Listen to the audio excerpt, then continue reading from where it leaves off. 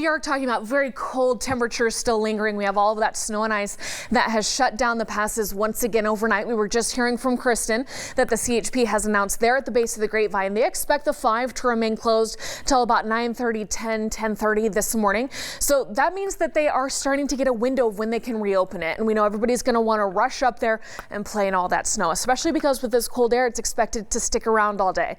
But there are some rules, not some guidelines, full-on rules for the snow play up there. So you can only do it in public areas. You can't trespass, don't jump over fences, and then park in designated areas. We always have a lot of problems with so many cars up there blocking roads and kind of leaving tires out where people can't get by. And then pack out everything you bring. Your sled brakes, take it with you, okay? This is where our mountain communities live, and we want you to play and enjoy the snow up there, see how it's stuck, and those freezing temperatures keep it around all day. But of course, this is their home, and we want to be respectful of that, just like they're respectful when they come down here to the valley where it is very cold. We have crystal clear skies today as we sit between systems, great air quality for our kids to be out running around. We're going to have a bit of wind later on today, so I'm going to take my girls out to fly a kite, but you're going to be bundled up because for us, relatively speaking, another day in the 40s and the mountains in those 20s and 30s, that's cold for us.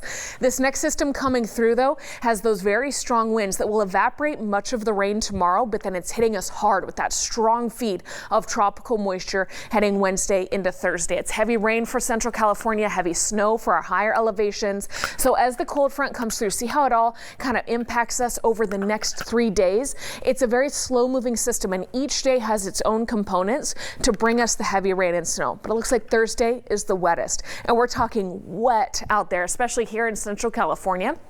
Unfortunately, the heaviest rain is falling along the coast and near areas of burn scars that we had from the fall with those devastating fires. So we're very concerned about flash flooding, roadway flooding, and then of course burn scars having any mudslides and debris flows. But look at this snow dump, several feet of snow at those higher elevations, and we're including that with a 1/2 foot to 2 feet of snow possible for our local mountains.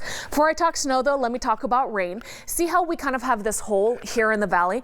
We're going to spend much of tomorrow fighting our rain shadow because of those strong southerly winds. But then as we fill it in with that rain on Thursday, we're talking 1/2 inch to 1 inch of rain.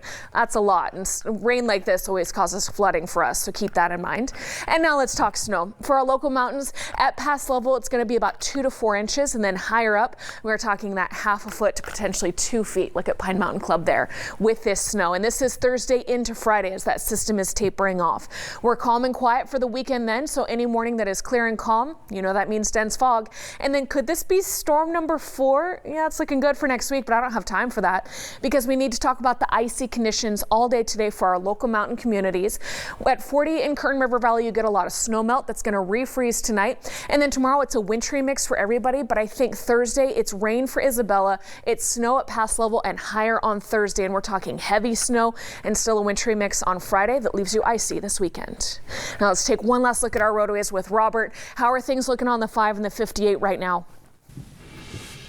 Hey, thank you very much, Elena. Well, things unfortunately have not changed. Highway 58 and Interstate 5 over the Grapevine remain closed, both major roadways that travel through Kern County. So it's unfortunate. And so, again, we just thank you for your patience in advance.